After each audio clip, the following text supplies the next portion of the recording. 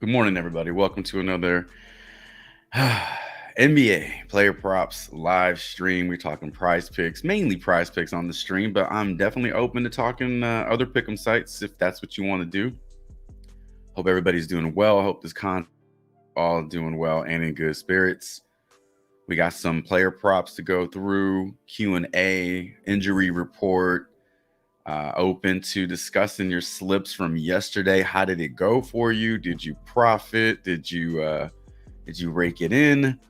How's the bankroll builder going for you this week? Are you sticking to your strategy? Are you sticking to your guns? Are you chasing your losses? Are you building that profit? I'd love to hear what you got going on this week in terms of how you're building up that bankroll. Good morning, everybody. Grand rising to you, Big Icy. We're going to get this stream going here in just a few seconds. Let a few people come in. Hit that like button on your way in. Get around 10 viewers. We'll start digging into some player props. But we'll spend the first few minutes just going over injury news and I guess just kind of shooting the shit a little bit. Yeah. My power plays yesterday did fairly well. I didn't do too many slips yesterday. I got a super late start on the research, and I was able to find some pretty good finds in the afternoon.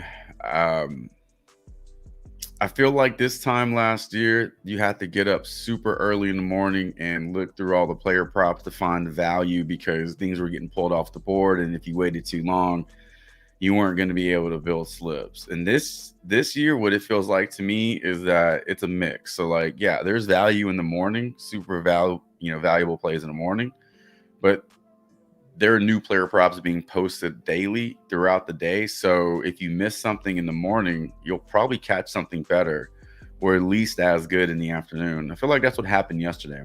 I didn't really get a chance to research anything. I found a couple of good plays last night or yesterday afternoon. Kevin Herter's points went over and Julius Randle's under on his PRA.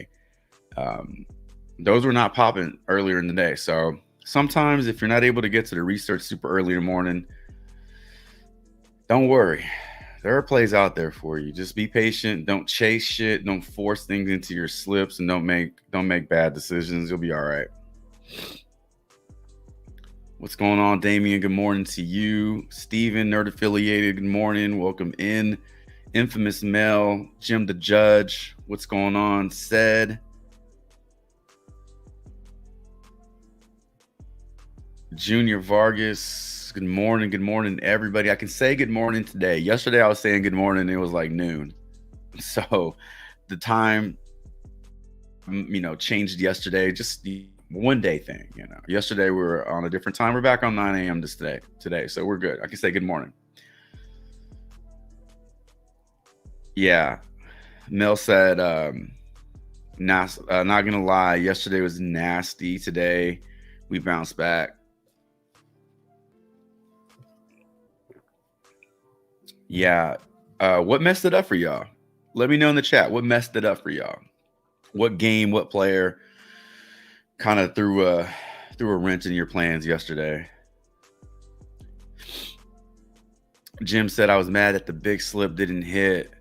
Yeah, Jim put a scared money don't make money slip in the in the Discord yesterday. It looked good, man. It looked good.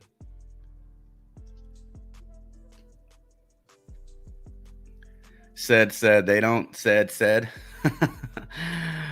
says they don't drop the plays you want until later in the afternoon. Yeah, it feels like if you Prizepicks is smart. They're tracking everything we're doing in terms of like how many times we play a player.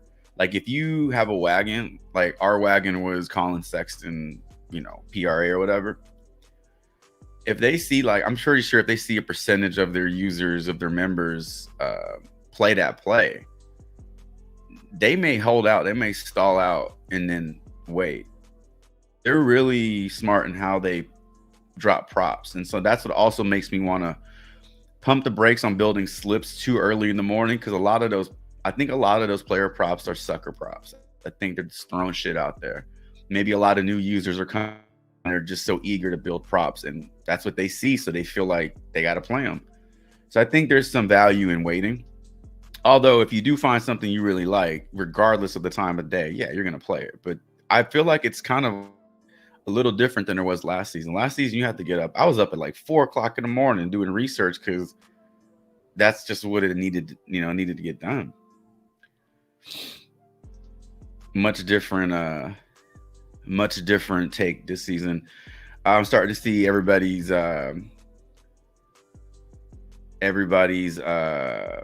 play that messed them up yesterday. Sexton messed up a lot of plays. The wheels fell off. Sexton's the sex wagon. The sex wagon. Wheels fell off the sex wagon yesterday. But the good news is now that he's had a bad game, his lines should start to drop a little bit, and we can go back to taking the overs on some reasonable lines. It's going to happen. Anytime a player is producing at that level, you know it's going to happen. And like we said, we just play until the wheels fall off, and that's what happened yesterday. So be interested to see what is like the next game, what that first half PRA is like. It got up to 16.5. We were playing it at like 10.5. Yeah, that blowout, the Denver game was crazy. To see them down by, was it 30? I think they were down by 30 at one point. That was crazy. Jokic got his points, but he didn't get anything else. Jokic got his points. He got hurt. I did not know he got hurt. Nia, good morning to you. Today's an early morning day. Yeah. Starting to get some plays in. Awesome. Starting to fill out the chat. Yeah, ROK. If when we look at Sexton's game logs, we've shown it a couple of times. Like his minutes are they're a little everywhere. They're not consistent at all. Like there are some games where he plays 20 minutes. There's some games where he plays 30. But because his level is so high, like he's producing no matter what, we kind of forget that because he's like as soon as he gets in the game, he's producing. But in games like that where he does need the minutes to get over, it hurts. Yeah, his minutes are weird.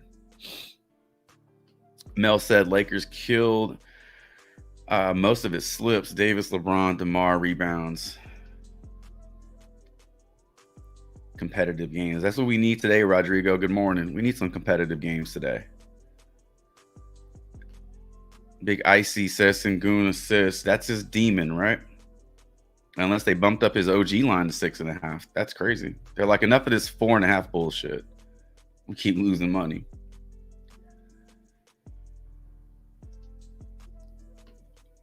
I don't think Brandon Miller falls off this soon. His usage is just starting to pick up. I think he strings together like 3 or 4 games where he's getting this type of usage. He's playing at a high level. I think his lines could get bumped up for sure. But I think right now we can still take him. I do want to talk about him today. I got my eye on one of his player props today, so I do want to talk about that. All right. Yeah, that's what I thought. That's what we were saying in the Discord. Well, that's what I saw in the Discord. His demon assists were gone at 6.5. They're gonna bring it back at like 12.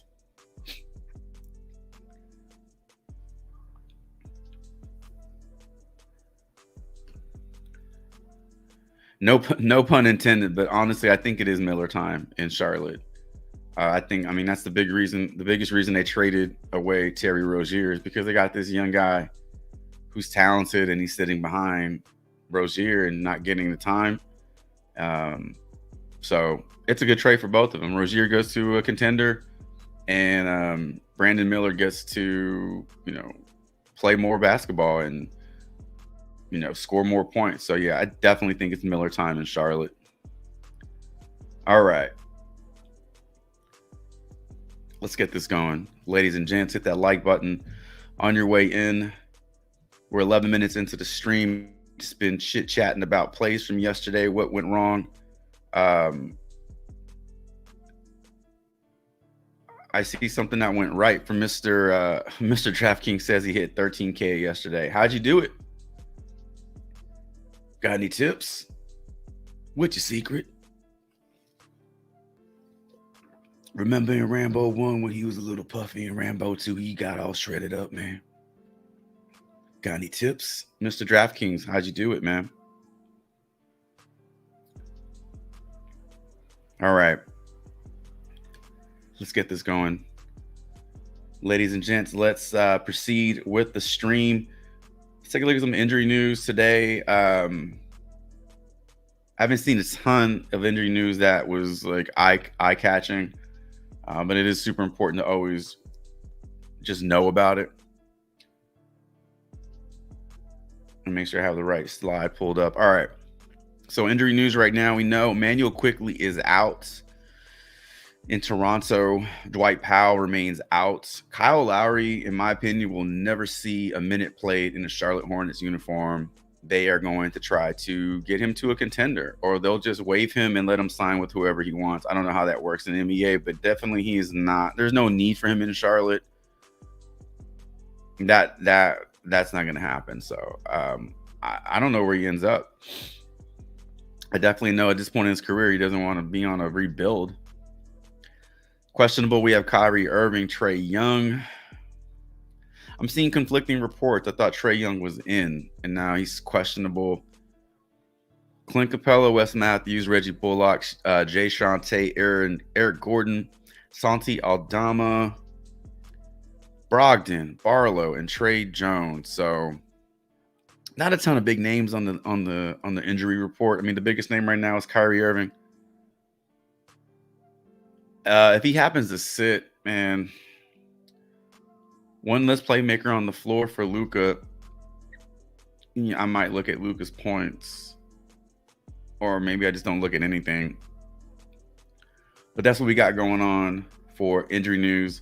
All right, something a little new that I'm going to share with you all today. So a lot of partnerships on the channel, a lot of new promos on the channel. Now, I hesitated to share this with everybody just because it's not applicable to me, because I'm not in a state that I can do this in or even participate in. But BetMGM, I know we talk a lot of pick'em, we talk a lot of player props, but you can find pick'em props or props over on BetMGM. It's not just money lines and things like that.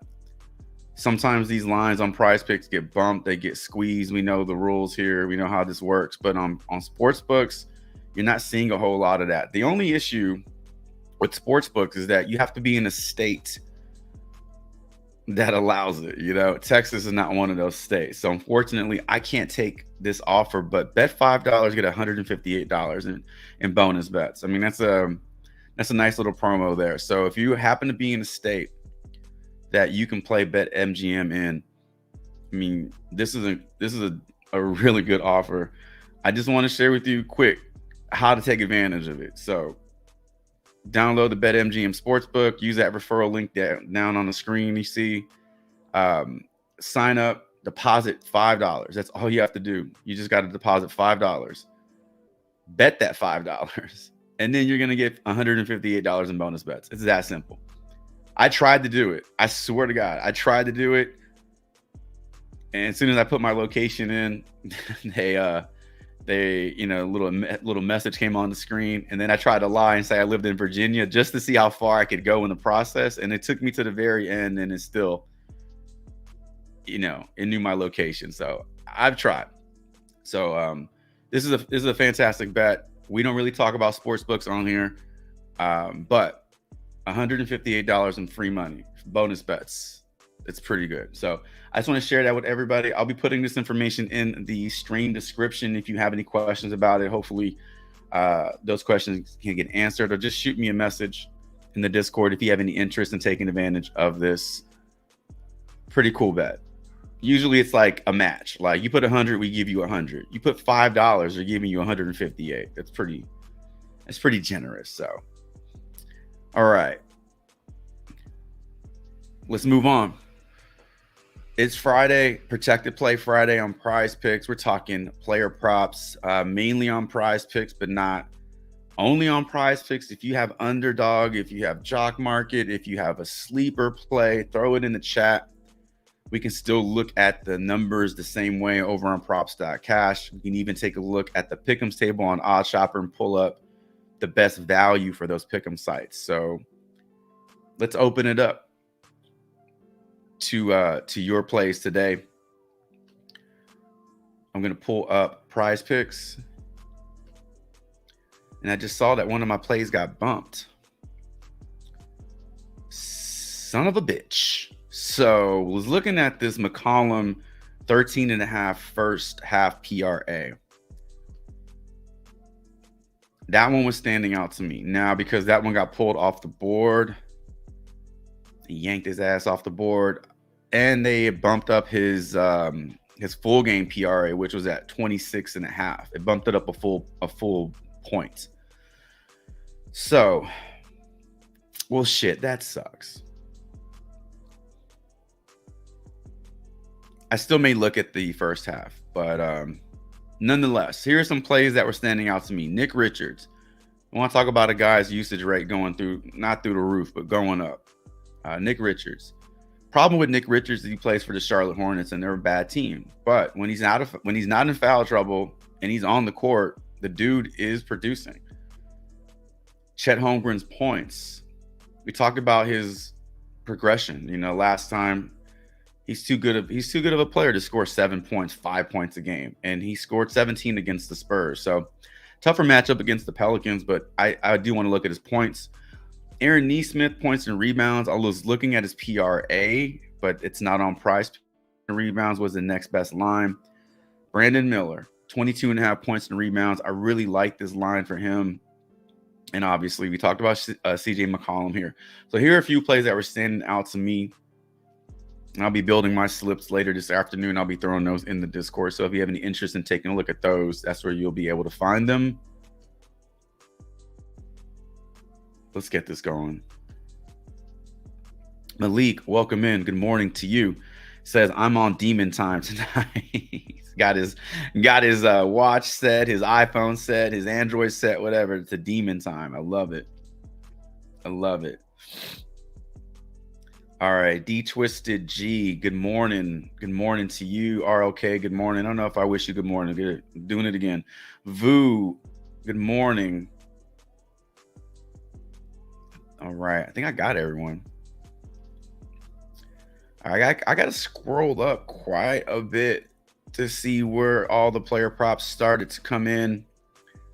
Junior Vargas, I see Chet Holmgren over 2.5 assists. Well, I see Dame under 6.5 assists. Let's start with that one. Let's start with Dame, 6.5 assists under. I'm going to remove some of these off the board.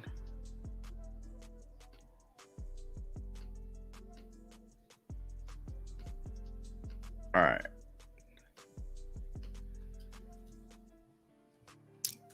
Dame is not a player. DAME is not a player.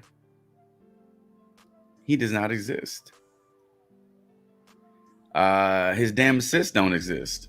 They took him off the board. What about Chet Holmgren's assist? All right, let's start there. Let's start with Chet Holmgren. I like his points. Let's look at his assists. Maybe we like his PRA. If we're liking all these individual lines, let's piece it together. Maybe we like his PRA. RLK, Luke Kennard under 3.5 threes. Taking on the Orlando Magic. That one's not on the board. Let's look at his PRA. I tell you, if you have a player prop and it's not on the board, what we can still do is take a look at another player prop and just see if there's anything else that you may like for that player, because Prizepicks doesn't have all this shit on the board yet. Let's see. Damn, Sexton only played 17 minutes yesterday. Damn. That is pretty low. All right, Jim. Over 39.5 points. Oh, these were your slips. These were your plays from yesterday, right? Okay. Yeah, Joel Embiid's demon at 39.5 was very like it looked good. It felt like, damn, that's it. It's just 39. All right. So yeah, I like Brandon Miller today. I like his PR, but yeah, we'll look at his PRA as well. 25.5.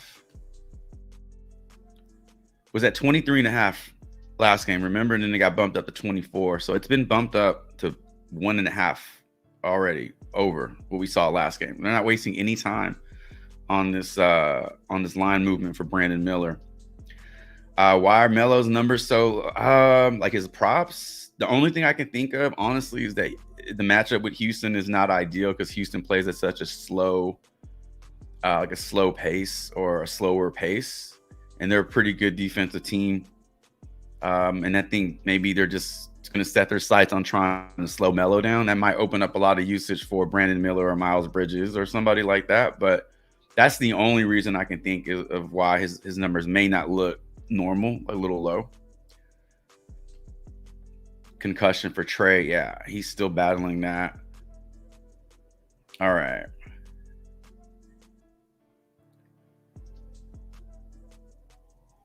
Durant. Jesse, good morning. Welcome in. Durant over 1.5 blocks. Let's take a look at some blocks and steals. Did anybody play Caruso?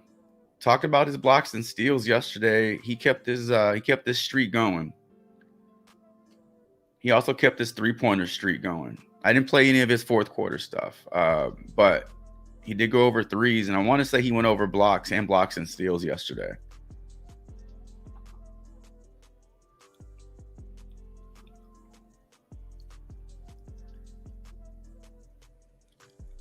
I don't know why I'm scrolling instead of just searching. I'm too far into the scroll to go back.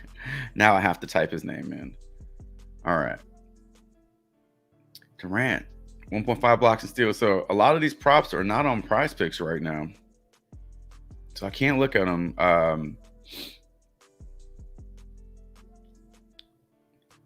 We got that Luke Kennard in. Vince Williams, 13.5. I see that one.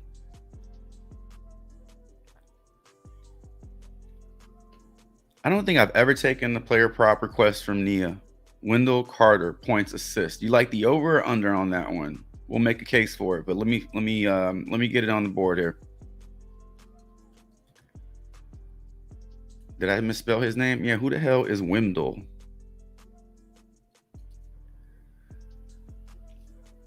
All right, points and assists, 13.5. This looks like one of those lines that he can get on points alone. Pretty low line.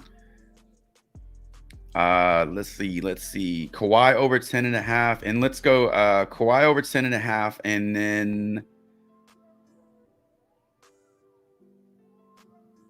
said, do you still want to look at Sengun's points and rebounds, or you're off of it now that it got bumped? I got two more spaces on the board. I can we can pull up Sengun's points and rebounds. 10.5 for Kawhi. That's a good number for him. No revenge narrative for him. Yeah, he's playing Toronto, a championship team, so I don't think he has much to gripe about unless somebody got him, like did him Starbucks or some shit like that, and he just hates the city now. I think he's just going to go in there and just be typical robot Kawhi and try to like beat him. I don't think he has any grudge against them. Somebody spit in his coffee, then maybe then. Rebounds for Sengun is sitting at 34.5. That did get bumped up. What was it at, 33, 32? All right, here are our first six. All right, we're going to run through these over on props.cash. We're going to take a look at Chet Holmgren's assists. We can also look at his points. Take a look at Luke Kennard's PRA. Take a look at Brandon Miller's PRA. Wendell Carter's points and assists. Kawhi Leonard rebounds and assists. And we'll take a look at Alfred Sengun, 34.5 1.5. What we can also do is go through a few extra props for each player. That way it covers a little bit more all at the same time. And hopefully that'll answer some questions you might have for these players. So let's do it. Let's head over to props.cash. And let's start breaking these down. Welcome into the stream. If you're watching this on the replay, especially, I never say thank you to y'all if y'all watch it on a replay, but I'm saying it now. Also, I'm saying hit that like button on your way in if you haven't done so already. Helps the channel out greatly. How does it help the channel out? It just helps the content get in front of new eyes, new sets of eyes, new people. And then hopefully those people like it and they tell more new people, and then that's how it grows. So that's how you can help. 100% free to help. All right. We don't have anybody from this Dallas-Atlanta game. So we got a few players from the Houston and Charlotte game, one being Brandon Miller, other one being Sengun. Let's look at them. So let's start with Sengun. So we got the points and rebounds we were looking at that did get bumped up.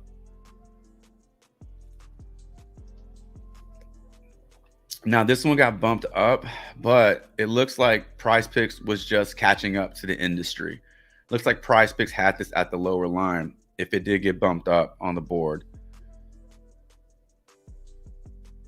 And then how you can tell that is if you have multiple sports books at that line and you have like one of them that's not, it's fluctuating between those two lines. So now it's fully bumped up. I don't think it bumps up anymore. But even at the bump, Sengun has gone over 3 straight games, giving you 36 or more points and rebounds in those games. Good matchup against the Hornets tonight. He does have one matchup with them this season. He only got you 26 points and rebounds. Charlotte's defense is not great. They are bottom of the league in a lot of these major stats.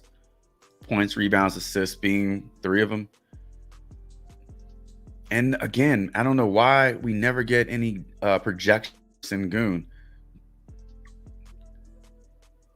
We're going to have to start making our own, like, we're going to call them pretensions. We can pretend that he's going to get 40. We don't have any damn projections. So we got to create our own.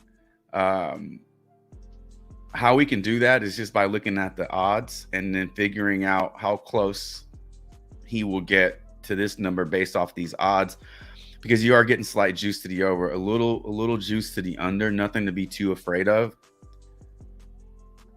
And on an individual level, if you want to look at his points, he is not projected. He is propped at 24.5, which looks a little high based off these numbers and based off the odds. So,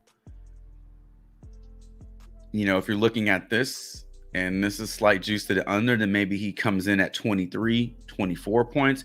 He puts up monster stat lines, but he doesn't always go over point prop because he does so much of everything else that he doesn't have to give you 30. He'll give you 23, 10, and 10 or something like that. So it might be safer to play like the combo, like points, rebounds, points, assists, PRA, than going for like a single line. But his matchup with the Hornets today is really good. And we mentioned this before. At least I have in a video or two. His minutes were kind of unreliable for a stretch here in the season. And at least over the last handful of games, he's giving you 30 plus minutes in every game. And in 4 out of those 5 games, he's giving you 37 or more. You can't ask for much more than that. You got a 5 who the offense runs through. The ball is in his hands a lot. He's getting a shit ton of minutes, and he produces. So I think Sengun's in an overall really good spot. Even if you don't like the bump on his points and rebounds, it's still not over any other line you're seeing. It's still playable. Let's take a look at Brandon Miller. We can take a look at his points, rebounds, PRA. Let's start with his PRA. So we got 4 games straight. Now, one of these games was with Rozier, or excuse me, without Rozier. The other 3 with Rozier. So it doesn't really seem to matter if Rozier was in the lineup, because Brandon Miller was producing. These are just fantastic numbers. At some point, regression. So I don't think it falls all the way back down to these numbers, but look at the gap. You're looking at 10 more. There's a middle ground here, is all I'm saying. So at some point that will happen. But for now, I mean, he's on a roll. He's got a larger usage rate without Rozier in there.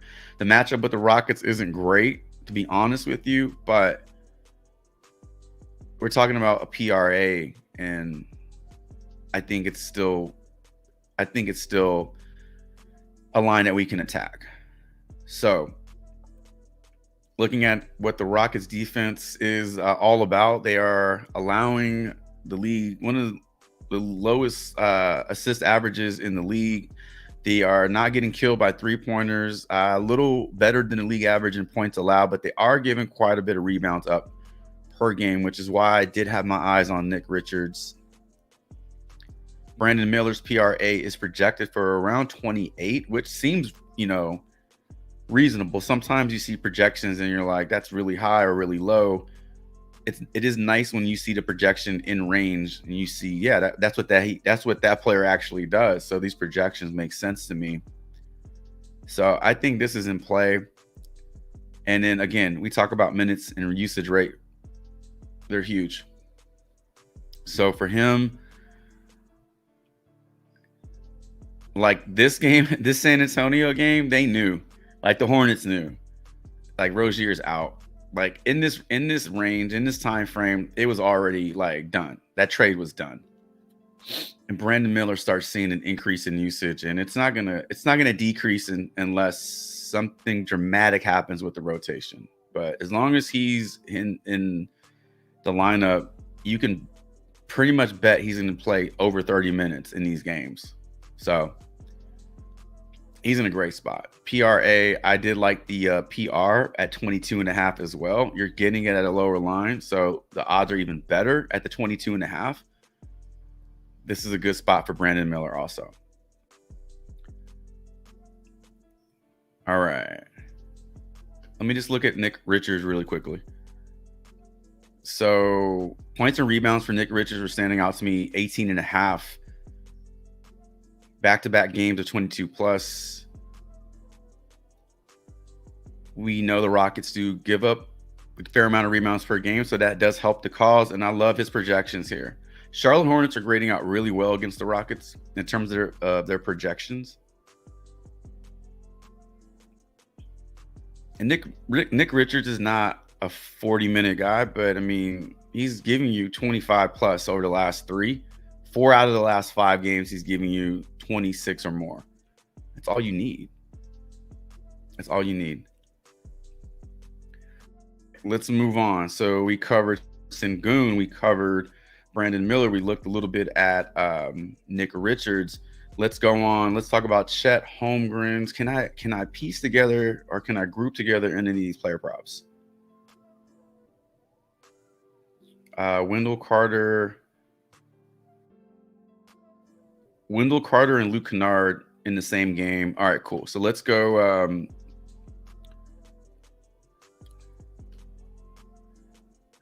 Let's go Kawhi, rebounds and assists. I loved it when we were getting his rebounds and assists at like 8.5, 9. Now they're at 10.5. I think this is where you'll see it the rest of the year, unless he has a shitty game and they bring it back down. It's just ebbs and flows with these lines. All right, so over his last 10 games, he is averaging 11.2. Over his last 5, he's averaging 13. Kind of a coin flip with the odds. Only game he didn't go over in the last 5 was against Brooklyn. Don't expect 21 every single game, but I think that 11 range is 11 to 12 is what you can lean on. He is projected for 11.88 rebounds and assists, so that's 12. I don't know what's to dislike about his rebounds and assists. He looks like he's Kawhi Leonard again. I mean, he went through a shit ton of injuries, and he just didn't look like himself for a long, long time. And even with the injuries, he looks like like Kawhi. He doesn't look like a slower version, he just looks like he's always looked when he's 100% healthy. So giving you 36 minutes or more in the last 4 games, I mean, outside of this game against Memphis and this game against New Orleans, he's giving you 30 plus. So you're getting a high usage guy. This is his team again. He's back to himself, playing his former team. This line looks great. I like the over on his 10.5 rebounds and assists for sure. All right. That was easy. That was easy. It is easy when the line is good and there's a lot of supporting data. You don't have to like dig too deep. It's sometimes these are just like pretty obvious ones that we like. All right, let's talk a little bit about Luke Kennard. So Luke Kennard, 22.5 points, rebounds, and assists. Now, I pulled this up here because the original line that was asked about were his three-pointers, and that's not on the board. So let's look at his PRA just to kick things off, and then we can go and look at his three-pointers. If that play gets put on the board on Prizepicks, at least you'll have some information to help out. So despite the increased role, despite the increased usage for him without Ja and Bane and all these guys missing in Memphis, it hasn't really resulted in him putting up tons of production. He's just not that kind of dude. But at some point, like you would think, he'll fall into some overs because you're just on the court too much. He did hit it against Toronto. The last 4 games, he didn't. 2 games prior and then 3 games. So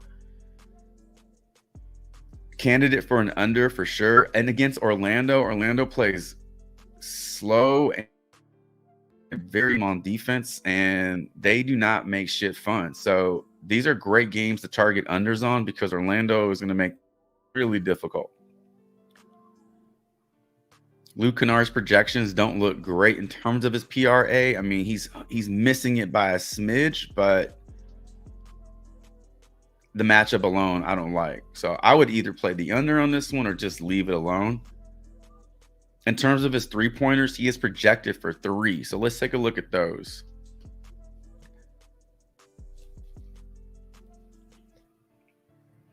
Three straight games of going over 4, 5, and 5. I mean, that's really good production. But don't let the smooth taste fool you because there's this shit over here. 3-3-3-2-2-0-0. So this is also in play. So see this? And this is also why 5-game logs can be a little deceiving on Prizepicks. You pull this shit up, you're like, damn, 3 out of 5 games, he's on fire. Panoramic view it and see the full picture, and then you'll see that he also has games where he doesn't go close. Minus 146 to the under. This is heavy juice on the under. So the odds are telling you this is not a good play for the over. The game logs are even telling you not as good as you might think. So I think the under on Luke Kennard, I think those are two good ones to look at. All right, we got Chet Holmgren and Wendell Carter. So we're gonna look at his points and assists.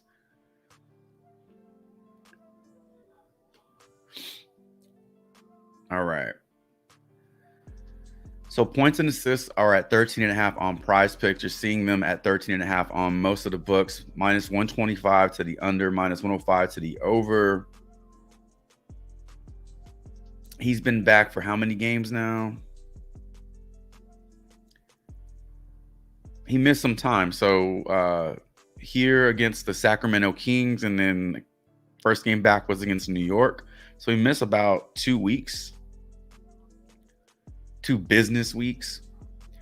4 out of the last 5 games. So since returning to the lineup, since returning to the team, 4 out of 5 games, he's hit this, ran into a tough matchup in Cleveland. But now he gets a good matchup in Memphis. Memphis defense allows a ton of rebounds per game. They also allow middle in terms of points per game. We're looking at his points and assists. You can see that he is projected for roughly 14 points. So this is interesting because his points and assist prop is at 13.5. If you have a projection of 14 points, it's showing you that it's likely that he hits this prop with points alone. Like that's a high probability. because his assist numbers aren't flashy, right? He's not diming up people every damn game. So yeah, he's just averaging basically 1 assist over his last 5 games. So if he happens to get you an assist, it's icing on the cake. But if the dude gets you 13 points and an assist, that's all you need. If he gets you 14 points, you're home free, you're in the clear. If you're looking at his point prop also, his point prop, at least it is 11.5 on props.cash. So he needs 12. He needs 14 points and assists. That's a 2-point difference. So it's small enough to make up in just points alone. So I think that one's a pretty sharp play. Or if you just wanted to play his points and say, I'm not going to risk the assists, I think his points are also in play. The matchup is a good one. All right, Chetty Chet. Let's look at his assist.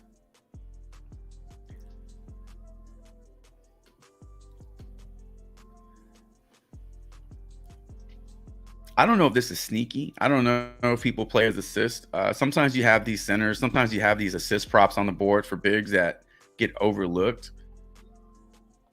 Like Jalen Duren, his assists, if you ever find his assist on the board at like 2.5, take a look at his assist numbers. He does a little bit more, in that department than people think. But Chet Holmgren's another one. So 4 out of the last 5 games, he's gone over this. He's averaging 3.8 assists. That's 4. He's averaging 4 assists in his last 10 and 5 games. His head-to-head games versus the New Orleans Pelicans, he just has 1 game to look at. He did go over with 3 assists. You're getting favorable odds here. So you have that going for you. You have the game history going for you. You have the game logs going for you. And then you have the projections going for you. Projected for 3 assists on a 2.5 assist line. So Chet looks good. I think that one looks good too. All right. So first group of player props in the books. We like the over on Chet Holmgren's assists. We like the under on Luke Kennard, 22.5 points, rebounds, and assists. If his 3-pointers get put on the board, we're also looking at the under on that. We like the over on Brandon Miller, PR. We like the over on Wendell Carter's points and assists, but we also don't mind taking the over on his points.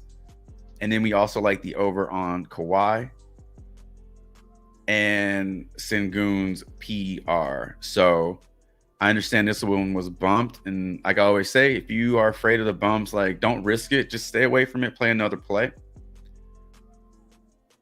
And that does it for round 1. Let's screenshot these 3. I'm going to throw them in the Discord like I did yesterday. And then we'll start on round 2. Player props. All right, let's clear this out. And what do we got? What did I miss? Let's see. Said we're talking 7 active players. He's bound to get some points. I would stay away. Are you talking about Luke Kennard, the Grizz?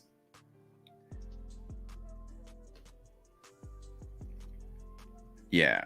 This is also a reason why you should consider playing on different pick'em sites.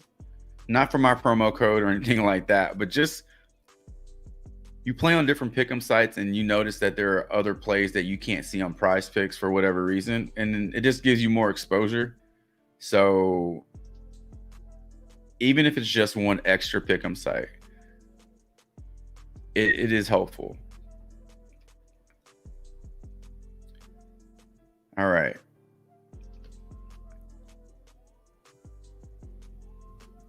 Took the Sengun PR, awesome Nia. Yeah, I figured you were talking about the over. We kind of talked it up like the over was in play.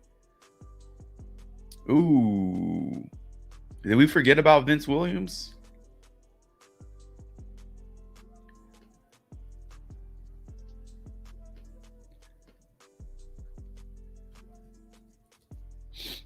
Every year I have to go back through all my like rookie cards and shit, like mid-season, because somebody pops up that wasn't on the radar at the beginning of the year, and you're like, how many do I have that guy's card? And I go through and look at, I got like all these Vince Williams rookie cards and shit. I'm like, you just never know what's gonna happen and who's gonna like show up in the NBA. I mean, what, last 2 seasons ago, what it was, Cam Thomas in Brooklyn, we had like back-to-back games of 40 plus or 3 games in a row or whatever. I mean, everybody was like trying to buy up his rookie card. So NBA is funny. Never know who's gonna pop off. Herb Jones over PA. And Jim, the judge, has brass stones, man. Herb Jones. I can never find the right day to play him. When I play him, it's just he's off by literally he'll hook it. So I'm definitely not the Herb Jones whisperer. Let's see, Gary Trent. I see this Gary Trent. What's going on, Inc? Good morning. Welcome in. Appreciate everyone being here. Hit that like button on your way in. Gary Trent under 2.5 rebounds. Love a good under. All right. We'll look at that too, said. We'll look at Gary Trent. When we look at his rebounds, we'll look at the under on his PRA too.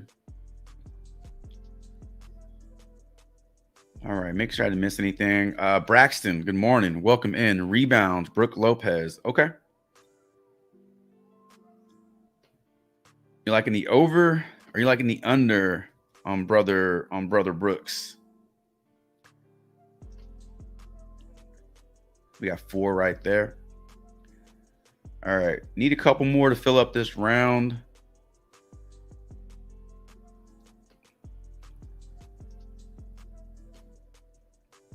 Let's take a look at the pick'em table.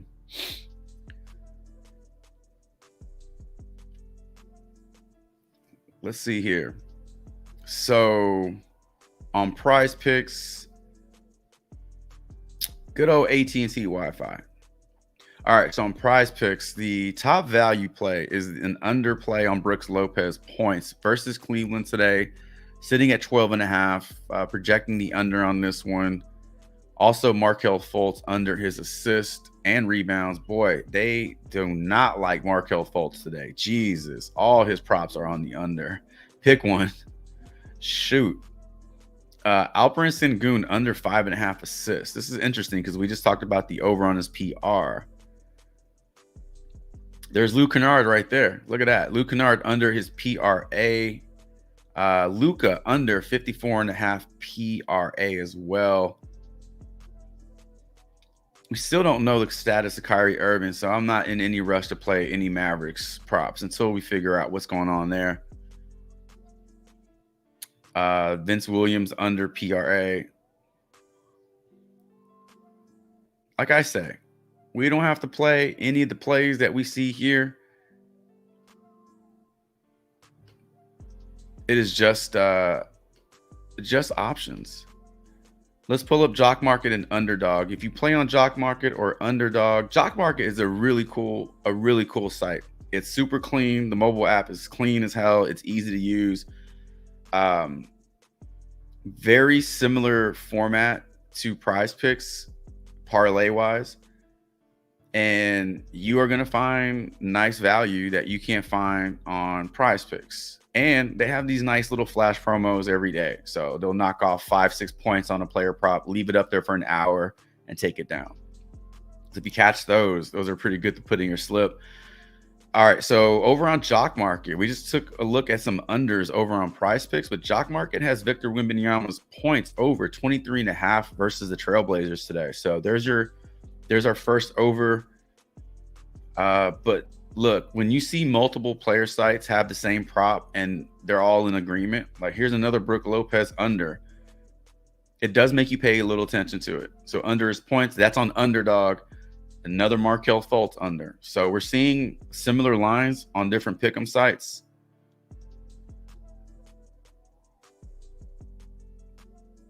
But I like that Victor Wembanyama over 23.5 points against Portland. That's a really good matchup for him too. All right. So here's what we got so far. We got Vince Williams. We're going, I'm assuming this is an over. Herb Jones, Jim, you like the over on that one. Gary Trent, under for Inc. We'll also look at Gary Trent's PRA. I believe that was asked about. And then we got Brooke Lopez, rebound sitting at 6 right now. We like the over or under on those rebounds.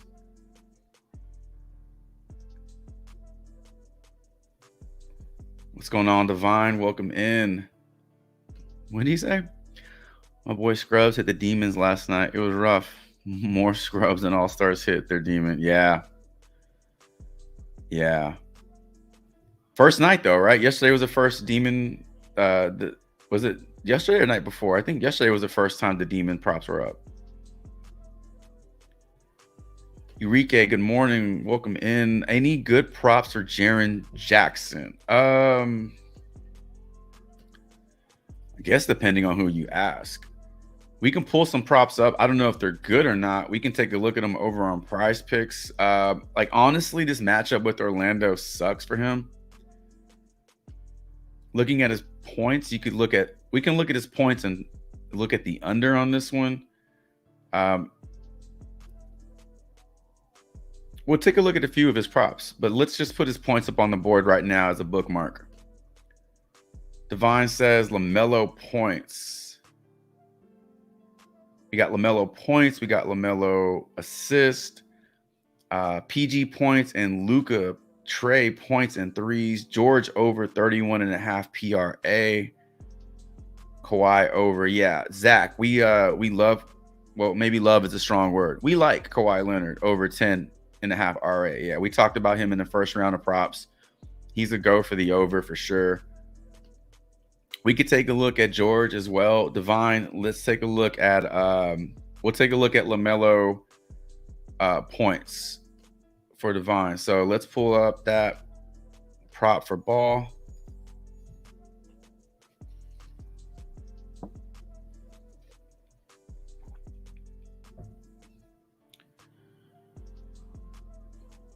Just looking at his demons real quick. All right.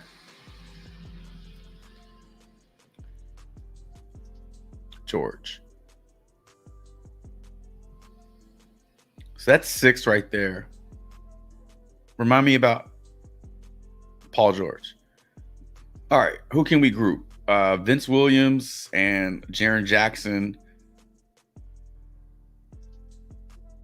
Trent and George. Okay, let's do it. Let's go. We got 6 player props to dig into. When we come back, we'll run it back. Rinse and repeat. I hope this is helping you out. Even if I don't get to your question, you may see a breakdown of a player that you like, and you can add that. Or maybe you just needed a little bit more information and you got it. So hopefully this really helps y'all out.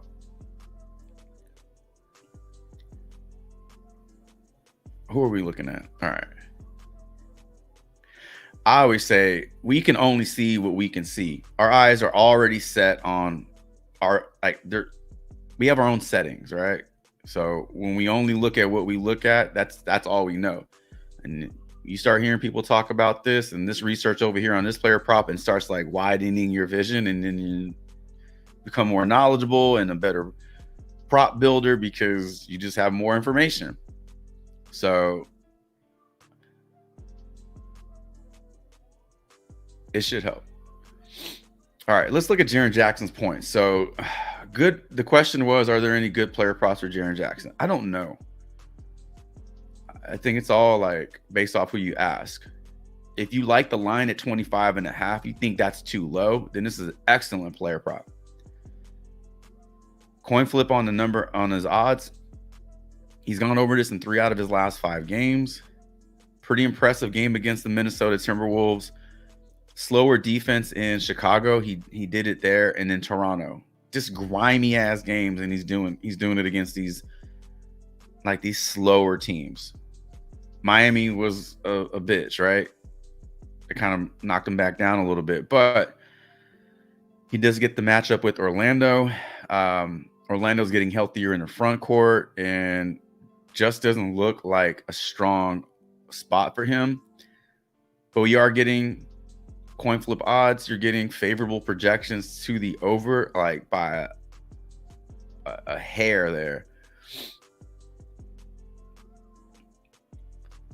His blocks and steals are at 2.82 projection. His blocks are right under 1.5.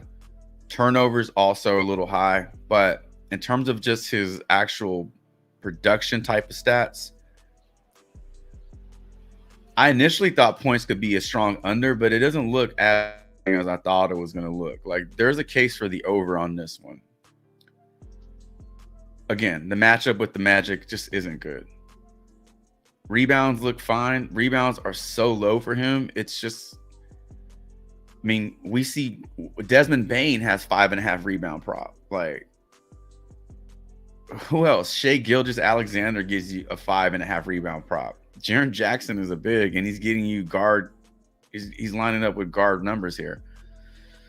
He's gone over in 2 out of his last 5. He's gone over in 6 out of his last 10. He is projected for 6.63 rebounds. That's closer to 7 than it is to 6. He's clearing his rebounds in terms of his projections, and his rebounding odds here are pretty good.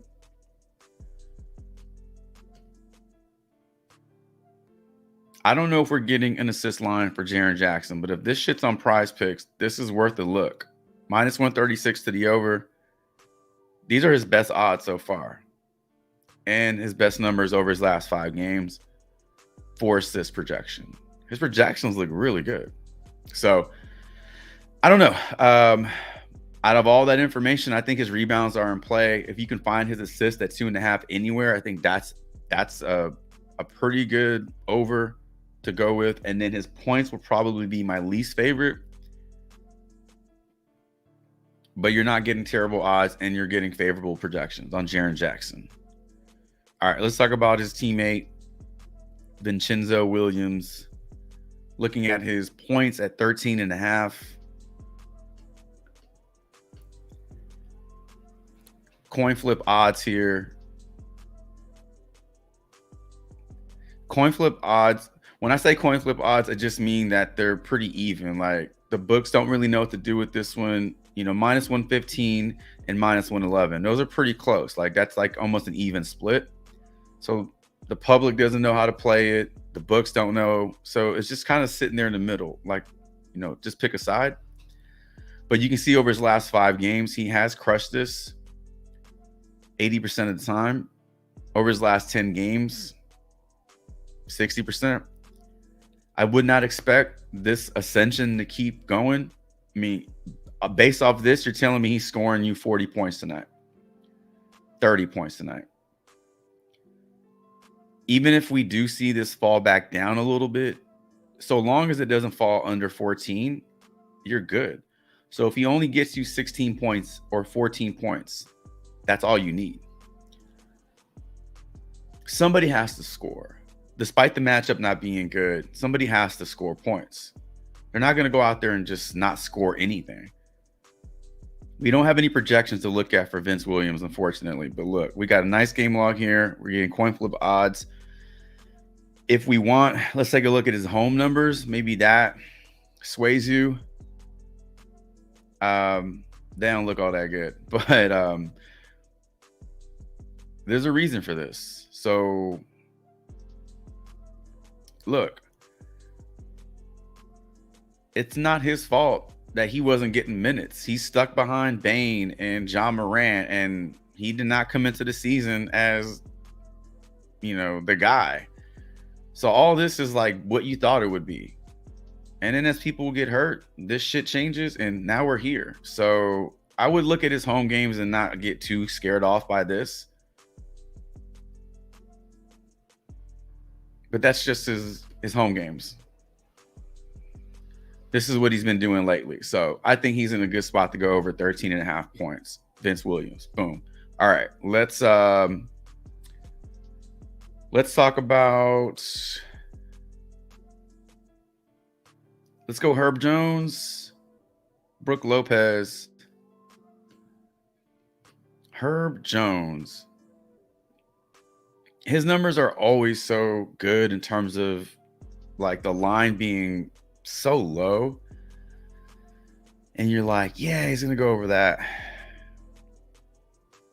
And then you realize that he only takes like 2 shots a game.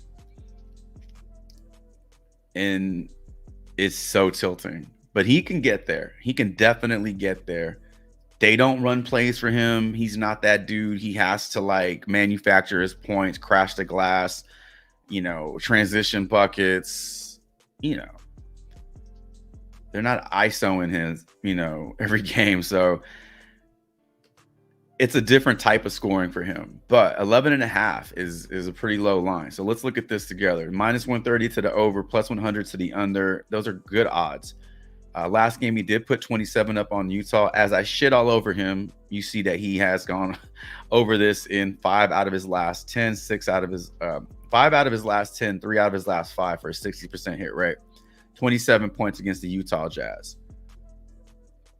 In his head-to-head games with the OKC Thunder, we can look back to last season. However, this year he does have one game where he only gave you 6 points and assists. I probably played him in that game. I'm pretty sure I played him in that game. Sounds about right.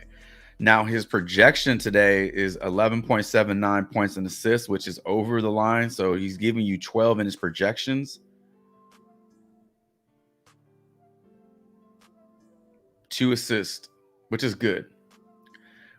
When the player's averaging 1 assist, it's always like, oh, it's so close to no assist, but he's giving you 2 assists, which is telling you in some games he's able to give you 3 assists or more. Yeah, so he's averaging 2.4 assists over his last 5 games. That's exactly what you need. 9 points, 2 assists, 10 points, 2 assists. Call it a day. Jim, I don't mind this one. But I will watch you play it and root you on.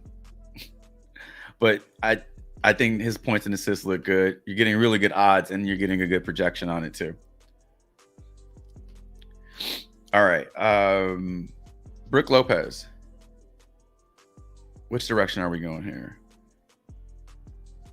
Right there. All right. Brooke Lopez and LaMelo Ball. We'll look at a few LaMelo Ball props. Well, shit. Hold on, ladies and gentlemen.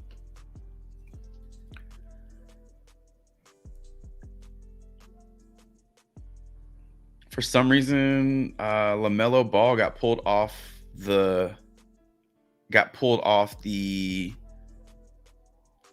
slip we're building, but it didn't get pulled off the board. So his points are still at 26.5. That's weird. I don't know why that got moved. He's still up there. All right. Brooke Lopez, rebounds. I'm assuming you want to play the over on this one because, it's a low line for, a center. Brooke Lopez, Jaren Jackson, very similar in how they play. You see a lot of similar lines for him in terms of rebounds, like these low-ass rebounding totals, like these low rebounding lines, but they are capable of putting up 10 rebounds in a game, grabbing 9 rebounds in a game.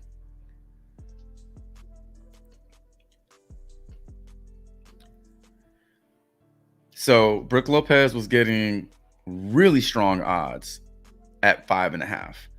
Has been bumped up to 6. So you are not going to get the same line here. But at -142, this is telling you this is probably closer to 7 rebounds than it is 6.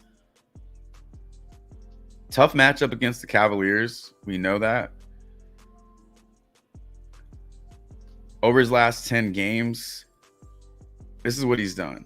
So this explains why the odds are so strong. But he's also a 4 rebound guy. You can also just go out there and just get you 4 boards. That's a game against Cleveland. There's another game against Cleveland. So it is nice to see him go over against the team he's playing today, because he doesn't get to play Detroit every game.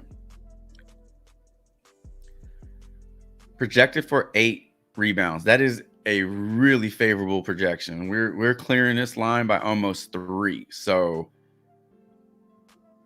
if you want to play the over on his rebounds, snag it at 6 because it's not getting any lower. I honestly don't have a whole lot to counter. I don't have a whole lot to say play the under on this one. I don't. All the information that we're seeing is favoring the over. I guess the only thing is just a tough matchup with Cleveland. Their defense is good, but we've seen him do it against Cleveland. So Brook Lopez rebounds look good. 5.5 was the best line. 6 is not bad though. All right. LaMelo Ball. My prize picks completely like reset on its own and wiped away all the plays that we were looking at. But LaMelo Ball was the last one. So let's look at LaMelo Ball points sitting at 26.5. So it's sitting at 27.5 on other sites. So as long as it's on the board. Wait a minute. What's going on here? Is anybody on Prize Picks right now? The NBA tab is gone. There is no NBA tab. There is NBA first half and NBA first quarter. So NBA should be like right here. Wait, did I scroll? Yeah, I scrolled all the way. NFL, NHL, soccer, PGA, CBB. So not sure what's going on.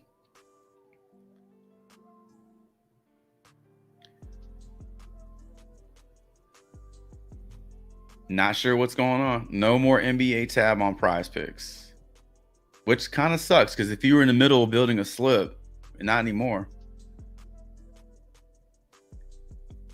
So let's still look at LaMelo Ball then, because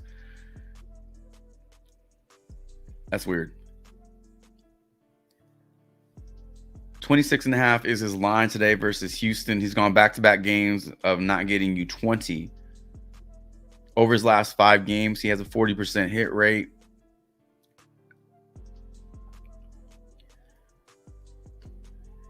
No head-to-head. Oh, yeah, one head-to-head matchup this season on the 19th. Got you 19 points. I mean, this could explain why his numbers are so low. It's not a good matchup versus Houston. The game logs don't look good. His matchup with Houston last game didn't look good.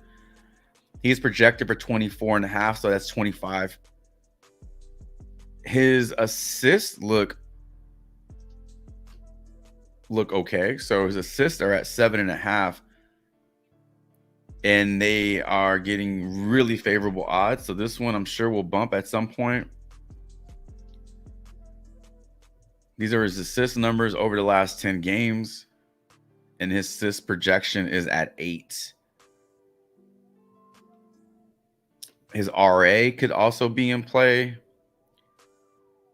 Not as favorable odds, but you're still getting some positive odd there. But yeah, his points are not grading out well, even at the lower line. So even at the lower line, there will be a shift in odds. It'll get a little bit more positive, a little bit more of a positive swing there, but it's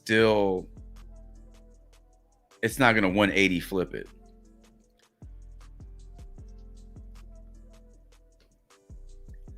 I'm going to reload my Prize Picks. I don't know what's going on.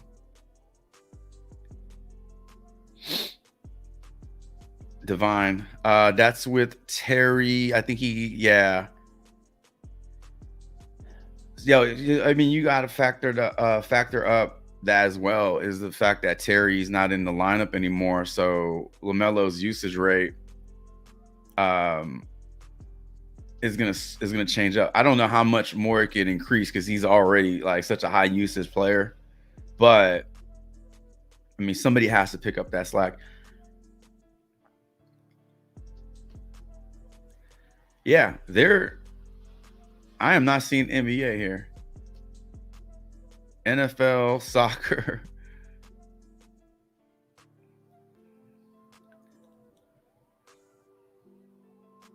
I mean, I'm not what you would call a scholar or anything, but I know the alphabet and I don't see NBA. So I don't think I'm tripping.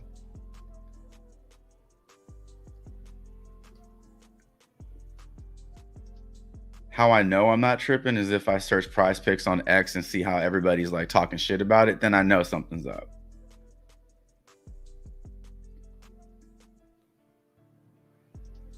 Let's see what's going on. I was just in the middle of building a slip. Yeah. Why is there no NBA tab on Prize Picks? Prize Picks took the whole damn NBA tab off. Okay, so ladies and gentlemen, I don't know what to tell you. This may be the shortest live stream I've ever had, under 2 hours. I mean, okay, so now they're starting to put some NBA tabs up. We got fourth quarter. We got NBA second half. We got some NBA first half. Y'all want to look at some NBA first half player props?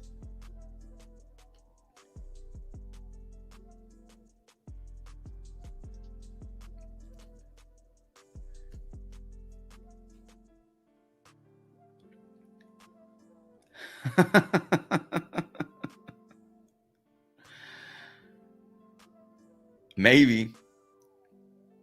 Yeah, maybe. Junior, yeah. Prize Picks is they're all over the place this morning with this shit. Yeah, right. Y'all want to talk NFL playoffs? Let's talk some lacrosse.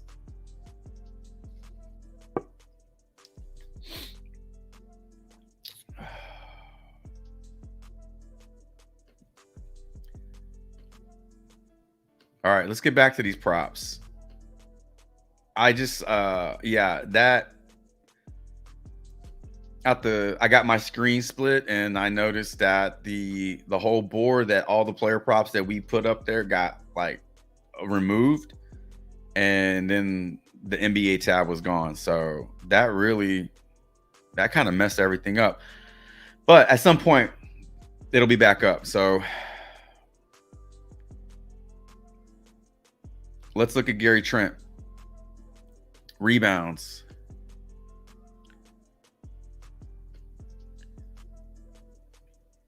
Minus 130 to the under. Emmanuel Quickly's out this game. So I don't know if that helps the cause for Gary Trent in terms of his usage or whatever. But I don't think there was a player hurt more by the free agent, the trades, than Gary Trent. I mean, you got Barrett, Quickly, and Bruce Brown all in Toronto right now. And Gary Trent is just kind of relegated to this spot up dude. So his numbers have really hurt, taking a hit. So we can keep taking a look at his unders because he's kind of just stuck behind a lot of other people. Minus 130 to the under, plus 100 to the over. 5 straight games of going under. It's like, over 3 under, over 5 under. Does he go over today and like start the trend again? I mean, he's basically giving you 1 to 2 rebounds a game. Very rarely is he giving you 3. Although the matchup today does have him getting 2.59 rebounds, probably because Quickly's not in the lineup today. Matchup with LA is not good.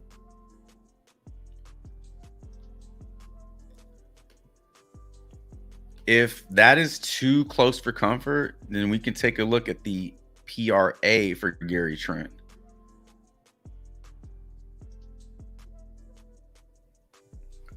So minus 125 to this under, minus 105 to the over. 3 straight under, 30 against Miami, and then a whole lot of red. Projected for 17.67. I think these projections are just factoring in that there is no Quickly tonight. if it matters, we can take a look at his game logs without Emmanuel quickly. But these are games played also without Bruce Brown, also without RJ Barrett. You know, we don't have a sample size with quickly out, Barrett in. Like, there's just not enough games to talk about. So this is a little deceiving. So I'd rather not even look at games played without Quickly, because Quickly's still in New York. So yeah, the under on his props do look good. The best odds are for his rebounds, but his PRA, because you have to be on the court to do PRA. Like, you can be in the game for a few minutes and just have a rebound bounce to you, but you got to score points to go over PRA.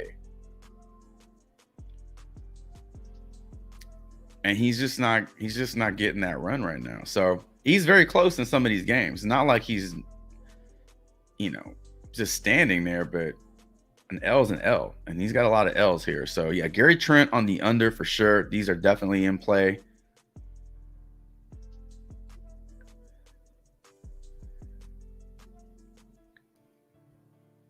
Ink says he might go over. I didn't know Quickly was out. But the books do. So like when we look at the odds, these odds are created with everything already baked in. So like they know Quickly's out. And so that's how you can look at the odds sometimes too. It's like these odds makers, they get the jump on all this information. So when they post the odds, it's already factoring in, you know, how Gary Trent plays on Fridays, you know, at home without Quickly, when he eats Chipotle after getting a 2-hour massage. Like, they know all that shit. So you can look at it like that and say, I'm gonna stay away because Quickly being out, that kind of hurts the under. But I will just say that a lot of this information is already baked into the odds. Oh, underdog's gone too. What did I just see that? Hold on. Trey Gaines, what's up, man? Welcome in. He says underdog. Oh, well, to underdog I go. Oh, okay. I missed. I thought you said there goes underdog too, as in like they took underdog down. Like, what the hell is going on, man? Let's see. Jim says, looks like I'm gonna make a slip late today because the tab is, yeah.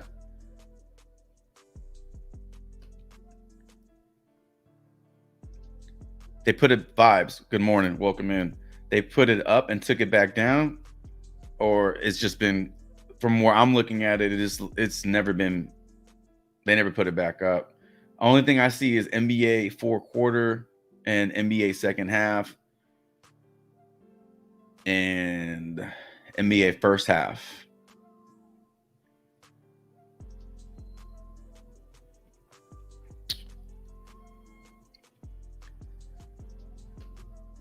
Yeah, we don't know what the hell is going on. I saw some first half points or some first half player props in here.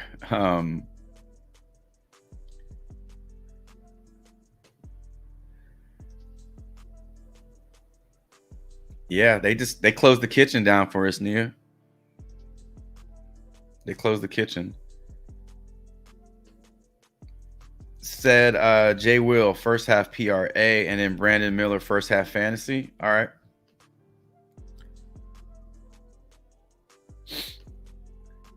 We got Brandon Miller right there, and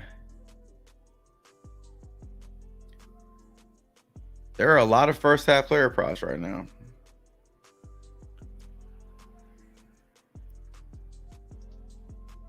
Just to show y'all everything that's on the board.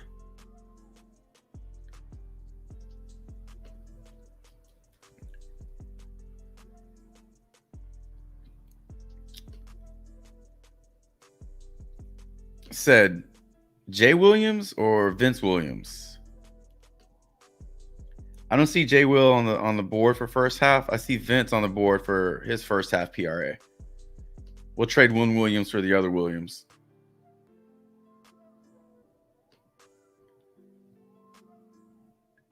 It's back. Vibes. Hey. Check your promos. Maybe they added some promo funds. Nope, not for me. All right, NBA is back.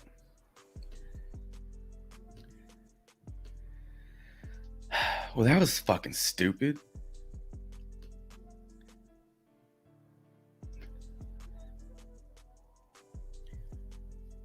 This is a plot, everybody. They're taking it down and putting it back up, and they're forcing you to make these dumb slips. Got to get it in before they take it back down. Don't fall for the trap. Wait it out. Be strong. If you miss out on some plays, there'll be more plays this afternoon. Don't rush your slips. Jesse, no, my Discord does not cost money. It is free. Every time I try to search it, it doesn't pop up. Well, that's not cool.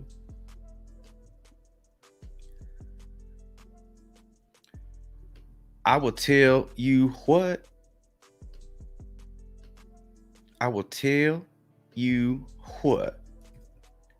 So that's the Discord. Well, it didn't like post. I just attempted to. There it is. That's the link. It's not a hyperlink. You will have to copy and paste it into the bar, but that is to the Discord. So it popped twice. So no, it doesn't cost money. It's free. La Liga, what's going on? Welcome in. Also, all promo information, partnership information, Discord information, it's in all the video live stream descriptions. So you can always find it there. I need to update my about page as well, but that's another place you can find it. All right. We're back on track. Says J Will OKC.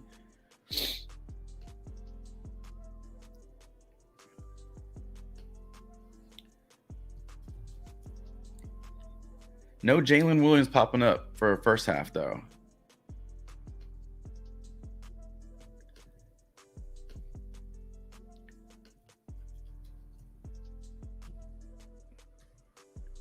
Oh, maybe I'm spelling his name wrong. No, it's the JAL, not JAY, right? There's two Jalen's on the team. But no, the only Jalen that's popping up on Prizepicks for me is Jalen Suggs, and I don't want to talk about him. All right, so we got two first half player props on the board. Well, really one. Look, Brandon Miller fantasy score. I have Vince Williams up there as a replacement.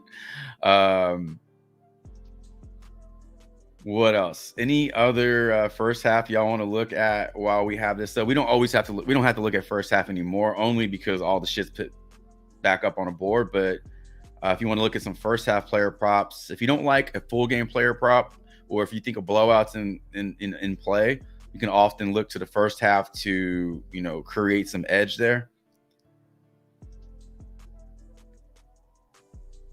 Let's see. Groovy, what's up, man? Groovy. All right. Formerly known as La Liga. Here we go. Big icy. SGA over first quarter points is always a go-to. I tell you what. Last game he went over, but it looked like he wasn't, because he missed those two free throws, and then he got two free throws at the end of the first quarter. That's oof. Sometimes it's not always the best idea to watch your players play. You know what I'm saying? Like, you will tilt so hard. You will tilt all damn game until they hit. Then you have this sense of relief come over you. Queen of Chances, welcome in. Good morning to you. Discord, we just basically share a lot of player props, slips. We build slips. We talk about slips. We cook, and we all just post our slips over there. And it's just another resource. It's another resource for brainstorming, cooking, sharing, just something a little extra, and doesn't cost any money. There's no premium. There's none of that stuff. It's just you can leave whenever you want. You can come back if you want. But yeah, it's just an added resource for your research, and it's always interesting to like put your heads together and cook with other people. Definitely helps out the process. All right, let's see.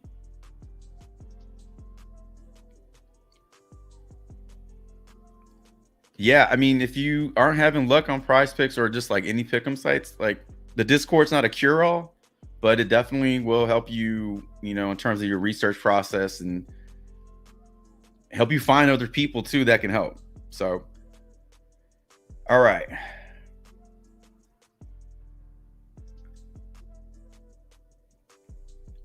I know I missed a lot of plays because of all the movement on Prize Picks, but let's see if we can get back on track to end the stream on a good note. Andrew Nemhard, 1.5 rebound, says ROK.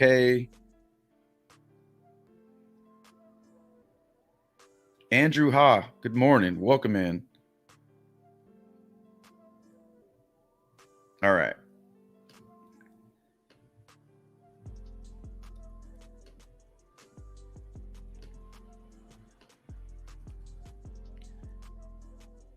I'm sure Prize Picks, maybe to tomorrow, maybe today, but I'm sure they'll make up for this whole fiasco this morning. No Indiana Pacers on the board. This has probably been the oddest morning in terms of player props that I've seen in a long time. Like, we got whole teams missing from the board that were on the board earlier that aren't on the board now. Super, super weird. So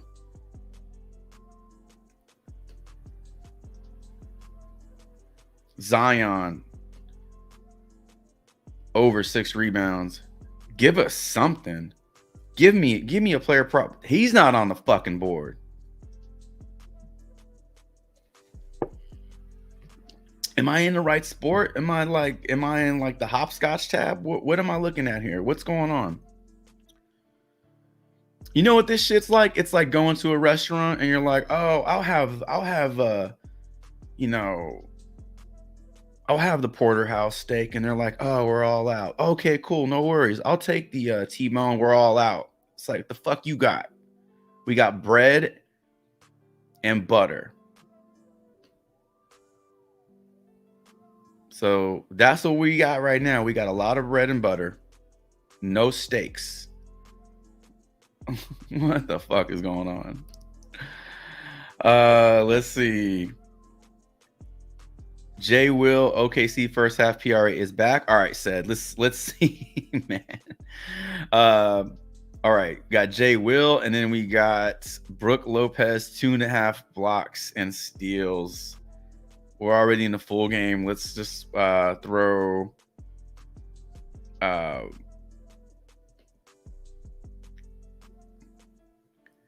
dude,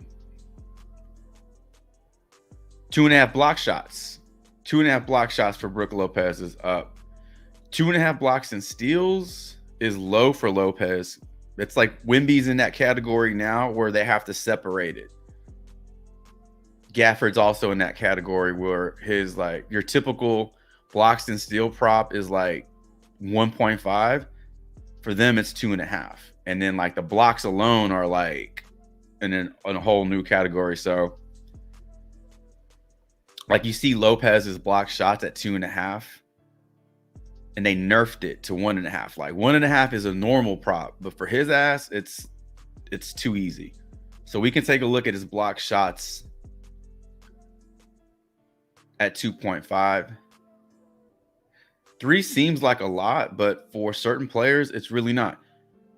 I mean, in block shots, anything can be considered a block shot, like a fingernail on the ball, a fingertip on the ball.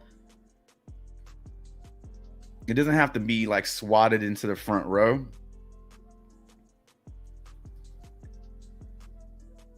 Hey, there it is. All right, so here's what we got so far. We got Jalen Williams, first half PRA, Lopez block shots. I kind of want to look at the Vince Williams one since it's just up there. Brandon Miller, first half fantasy score. Is Shea on there? First quarter? Yes. All right. Now we're getting all these props back on. The steaks are in the kitchen now. All right.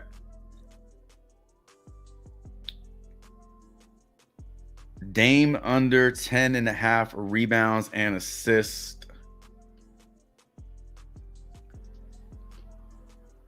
Feels like it, Big Icy. Feels like that sometimes. All right, we haven't talked about Dame. Oh, I did try to look up we tried to look up his assist earlier, right? We attempted to look up his under for his 6.5 assist.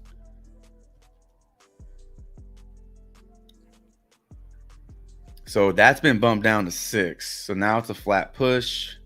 We're looking at his RA, 10.5.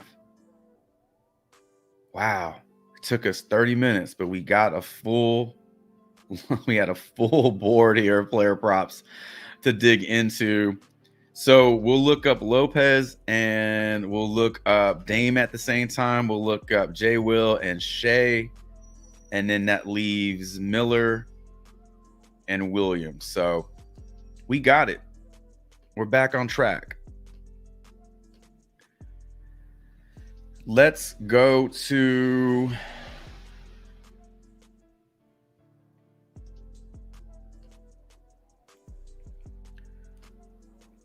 all right, let's look up Brook Lopez block shots. So Brook Lopez block shot sitting at 2.5.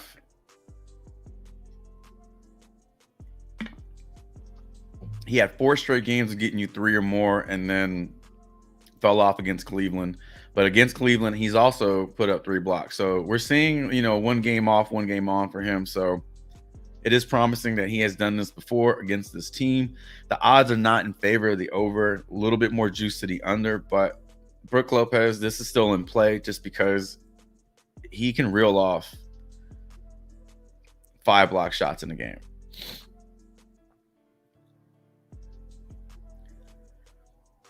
He is projected for 1.93. If you feel like this is too high, then you got the Nerf, you got the Goblin block shots at 1.5. And I mean, at 1.5, he has he basically has a 100% hit rate over his last 10 games.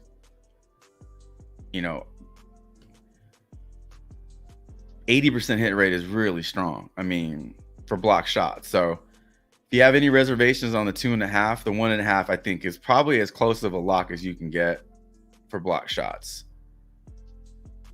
Let's look at Dame. Looking at his rebounds and assists. Sucks that we missed the 6.5 assist line. But we could take a look at his rebounds and assists. That one is still up on the board. Coin flip odds. So 3 out of his last 5, he's gone over 6 for a 60% hit rate, and then 5 out of his last 10. Projected for 11. Against Cleveland, he has not done well versus Cleveland. So let's look at his head-to-head games. 4 straight games 3 games this season, he has not gone over this. This game was played as a Blazer. But these 3 games are this season, like recent. And these are not good games for him.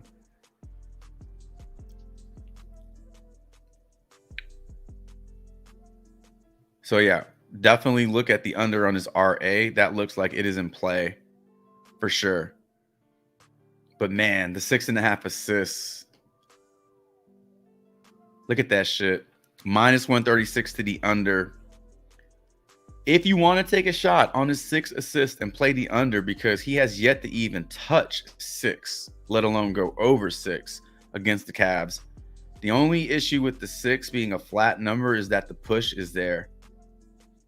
So if he just happens to get you 6 today and not one more, he pushes, and that kind of flux up your slip a little bit. So best bet might be his RA for the under. All right, let's hop on down to OKC and New Orleans. We got a couple of props to look at here, both of them non-full game props. So let's take a look at Jalen Williams first half PRA. I believe this one was sitting at 13.5.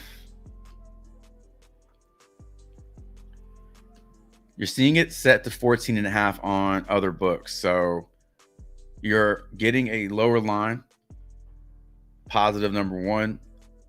It's going to kind of shift the odds in favor. So when we shift the odds down, or when we shift the line down, you're going to see his games also be impacted by this. So now he has an 80% hit rate in his last 10 and an 80% hit rate in his last 5 games. And then we look at his projection. So PRA projected for the full game is at 28. If you divide that by 2, that's 14. It doesn't always go like that. You know, they don't like evenly split the stats like that. That's not how sports work. But it does give you an idea. So if the middle ground is 14 and his first half prop is below that middle point, that's a pretty good discrepancy there. And you do want to take advantage of something like that.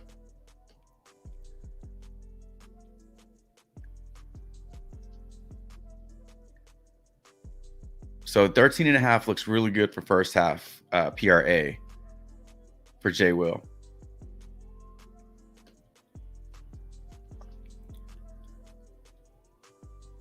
I mean, if you want to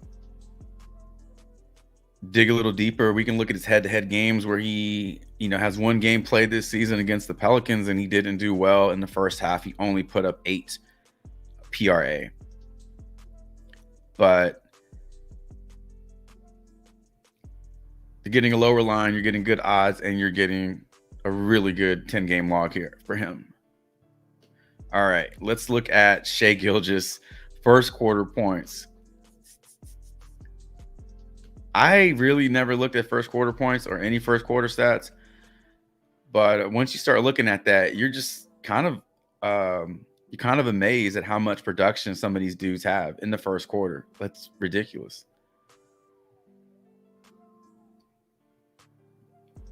Our first quarter, not mine, your first quarter Randall points yesterday hit. I posted the results of the plays of the day in the Discord yesterday. We didn't do as well. I think we were 4-6 or something like that, 3-7.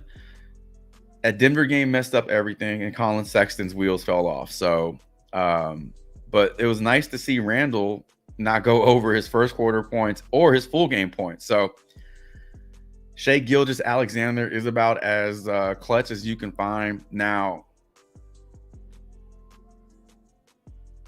his first quarter points are not 8.5. So I don't know if this got bumped to 10.5 or what the hell the 8.5 is there. But at 8.5, you're putting this in all your slips. But let's move this up to 10.5. So as the production goes, so do the lines. So as the better he plays, the higher his lines get. So now we're at the point where he basically needs to score. If he's playing the full first quarter, he needs to average a minute per quarter.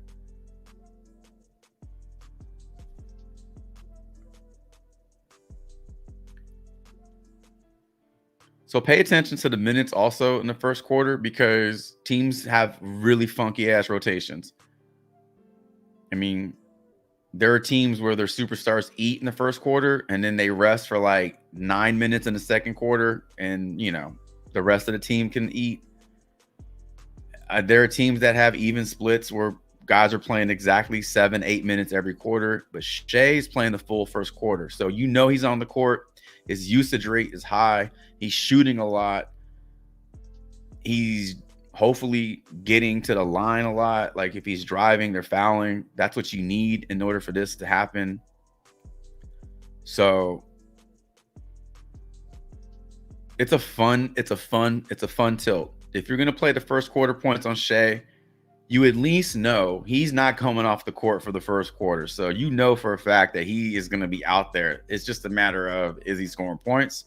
You would like to believe he is. So this could be a fun one to take. 10.5 is a little high, but he's done it before. So keep riding with it until the wheels fall off. All right, let's head back to the board. Let's actually, did I miss one? Brandon Miller. Okay. So for this one, we're looking at Brandon Miller first half fantasy points. So there is no fantasy point stat to look at. We have to figure this out ourselves. So one way we can't even do it like that. So the way we're going to do this is just look at the number and just kind of, we're going to have to piece this together based off our best guess. So looking at his first half, 9.5 points over the last 5 games, he's averaging 9 points. So if he starts off giving you 9 points in the first half, he's like 70% there. He's averaging 5 rebounds in the first half against the Rockets. Rockets are giving up quite a few rebounds per game. But let's say Brandon Miller gets out there and gives you three rebounds. So that's 12.6. I think 2 assists is safe to like continue to play, project. So that would be 3 points. So you got 16 fantasy points right there. He's already over. Let's factor in blocks and steals. Maybe he gets you 1. If you want to be conservative, he gets you none. You're still over the fantasy score, but we also got to factor in turnovers. We can't look at the first half turnovers for some reason. His full game turnovers, he's basically averaging, let's say he's giving you 2 a game. Let's say he gives you 1 in each half. That's -1. So on a very, very conservative scale, we just calculated all this, and Brandon Miller is hovering right around 13 fantasy points in the first half. We went super low in his rebounds, and we went a little low on his points. So now that gives you some wiggle room. I like the upside for his first half fantasy points. So at 13.5, which is what it was to begin with, and it got bumped up. At 13.5, he's over, regardless of how you slice it. But at 14, that does change it up a little bit. But I still think it's in a good spot. So Brandon Miller, like the over on his first half. Vince Williams, I missed him too, didn't I?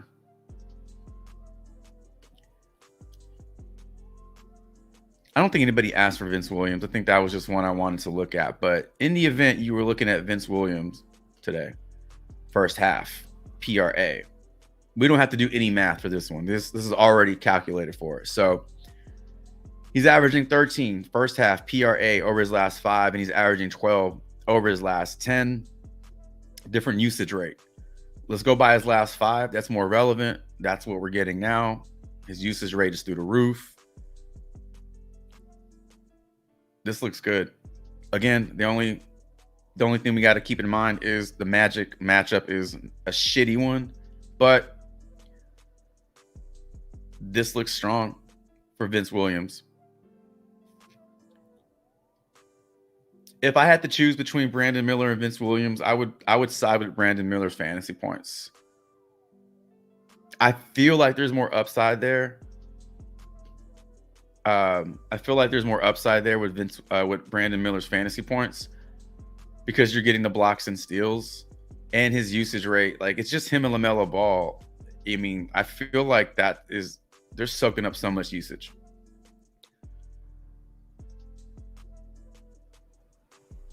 And even though the Rockets are improved this season, I think the matchup is a little bit more friendlier for Brandon Miller than it is for Vince Williams. So if I had to choose between the two, I'd go Brandon Miller, but you can play them both. I think both of them are in a good spot to hit their overs first half. All right, so round out the third and final board that we built here. We got Brandon Miller over, Vince Williams over. Brook Lopez, it's a little dicier to take the over on the 2.5. So if you wanted to nerf it down to the 1.5, you can do that. You're just not going to get the full payout in your slips. Jay Will, we like the over, and Dame under. And I think we all like the over on Shea. We all know that it's going to be a sweat, but should be a fun one to watch. All right, so there's 6 up, 6 down, and we are at the point where we're ready to wrap this up. But let's get some plays of the day in here. So I got to fix this slide. It's a little lacking right now, but we talked about plays. We got a big interruption that kind of messed up everything, but plays of the day. Let's start getting some plays of the day in there. Let's figure out who we want to roll with. And if we can get enough in here, I will put it in a slip, like a community slip, and just throw it in there. And then you can follow that. You can tell that if you want.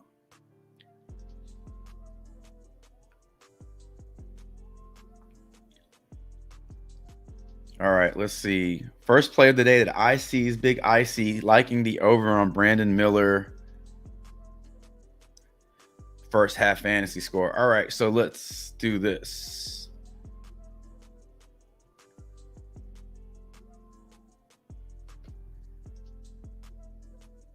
So I got Brandon Miller in there already. So we're keeping Brandon Miller in there for our first play. Nia Clark says Jalen Williams fantasy is free. His full game fantasy.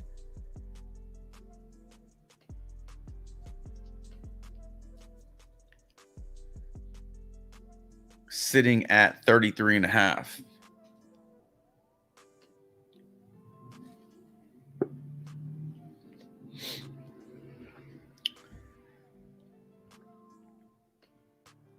Damn, that's a really strong game log.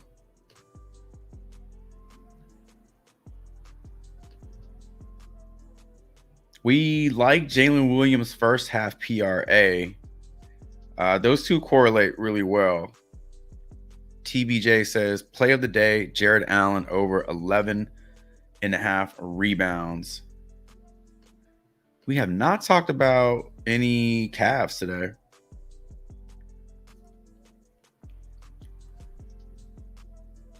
All right, let's take a few of these off the board. Let's start making some room for some new plays. Who can we take off the board here? All right.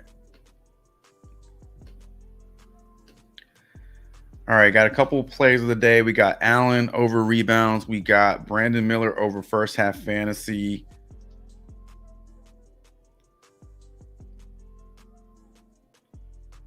Yeah. I know when I pulled it up on props.cash, it was showing 8.5, but I have no idea why. It was 2 points lower. 10.5 is where it is on Prizepicks for sure. No. No, I can't. I didn't know they were underdogs. They're on the road. I mean, maybe that has a little to do with it. They're on the road against the Pelicans, but they're also the number 1 team in the West.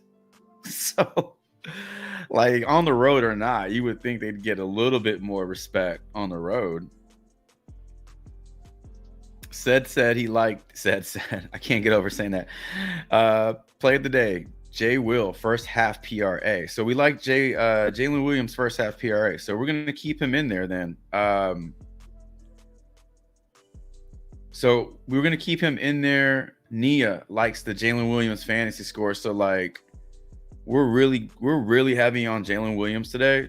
These two correlate well, building out a couple of slips with his player props. These two complement each other very well. If Jalen Williams hits his first half PRA, he's well on his way to going over full game fantasy points. Unfortunately, we can't play them both in the same slip, but it doesn't stop us from building out a couple of slips and kind of just like doubling down on his line. So Jalen Williams fantasy score is in play as well. And I'm just going to add that when I throw this in the Discord in terms of plays of the day, I'm going to add in Jalen Williams fantasy score. So let's take out, who are we taking out? Chris Middleton, under 9.5 rebounds and assists. No, it's not only basketball. It's not only basketball. If y'all want to throw a hockey prop in there as a play of the day, I'm assuming you did your research and you have your boxes checked on why it is your play of the day. So, yeah, I guess I should have said it doesn't always have to be basketball. It could be an NFL player prop on the weekend. If something's standing out to you, that can be your play. Because we're not doing live streams on Saturday and Sunday. So if you see something for the NFL, you can list that as your play of the day. It's playable. You can throw it in the Discord too. Middleton under 9.5 rebounds and assists.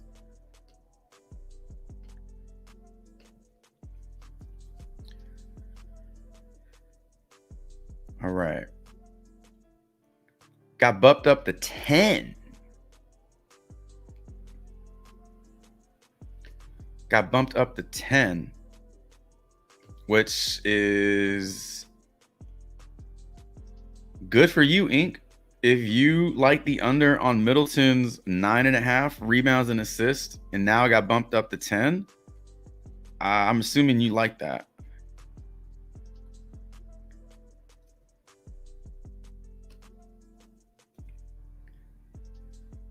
Nice. All right. So here's what we got. Brandon, we got a couple first half player props, which I like.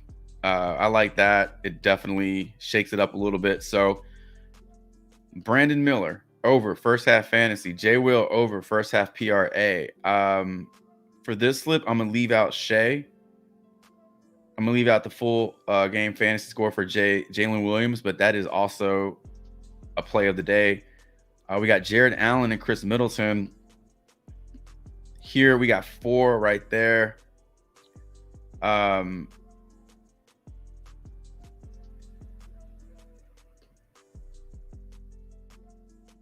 Two more plays. We can round out a slip. We can submit it, and you can tell it if you want.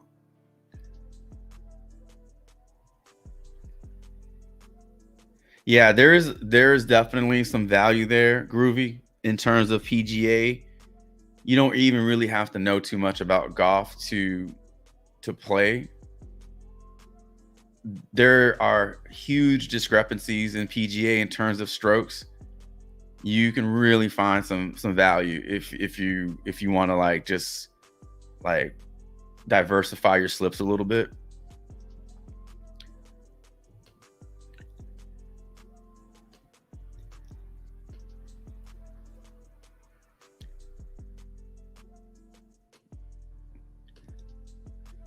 Throwing Chet's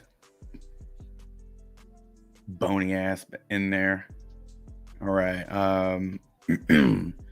Jesse says Wagner over 4.5 rebounds. That's your play of the day, Jesse?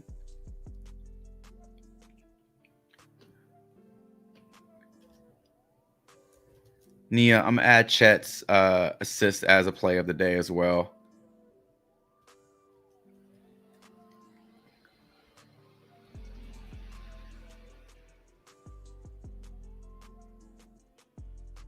Hey, Seuss, what's up, man? Welcome in. Sorry you just tuned in. We're getting ready to we're winding it down here. We're going over some plays of the day and trying to build out a slip with some of these, and I'll share it in the Discord. You can follow it. But he says, just tuned in. How about that Brooke Lopez and Dylan Brooks assist demon? Didn't even look at those, man. Let's see what we got.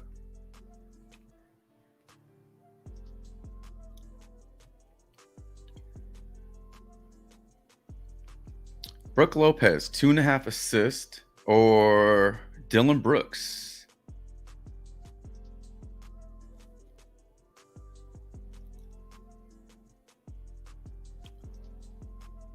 I scrolled past them, didn't I? No.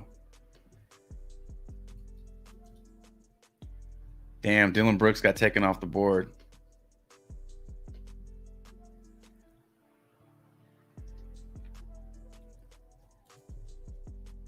Yeah, no Dylan on the board.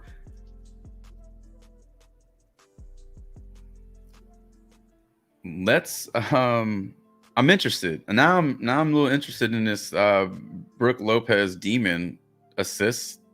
I've never even looked at his assist before. I had no idea the man did such things. Let's see.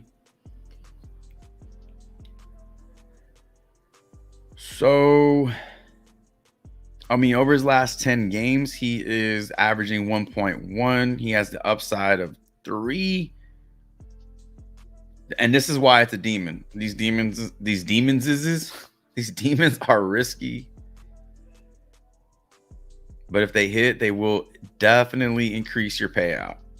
He is projected for 2 assists. So that is definitely a risk. But again, if it hits and he gets you 3 assists, it's really going to help your payout. My bad, guys. Hold on. I messed that one up. Everything I said still applies, but we were looking at the first half player props. Okay. So Brooke Lopez, minus 154 on the over. Yeah, so again, his upside is 3. He can get you 2. His head-to-head matchups are still the same. His last 10 games, this looks a lot better. Okay. This looks a hell of a lot better.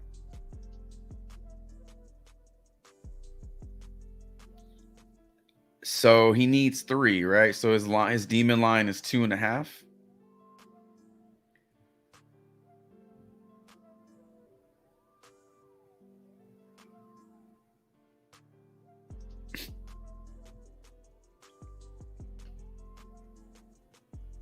Does that look good to y'all? I mean,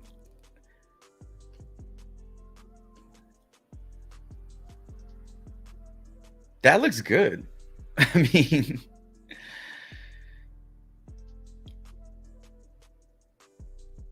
he's projected for 2. Okay. But his head-to-head matchups,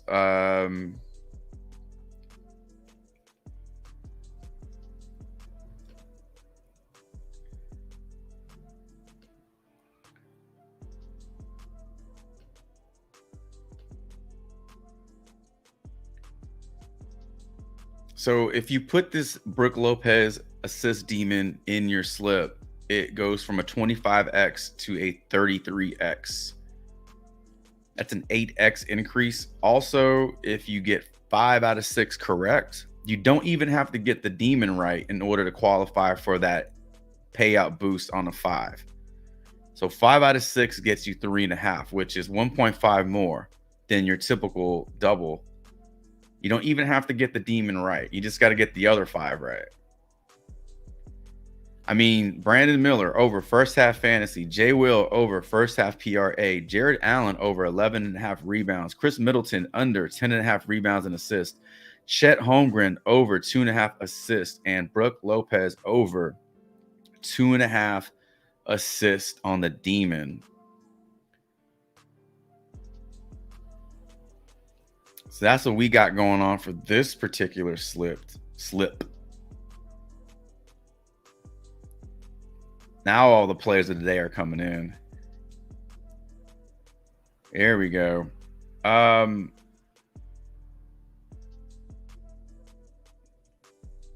Is Dylan Brooks back up there? Is that a better play than Brook Lopez assist for the Demon?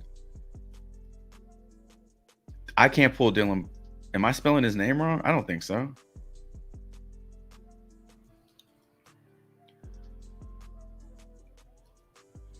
Yeah. Maybe it was too good. They took it off. So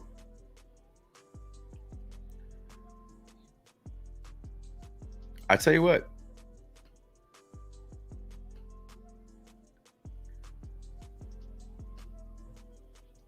Let's do it. I'm going to do it. So I'm rolling with this one. I'm going to put 10 on it.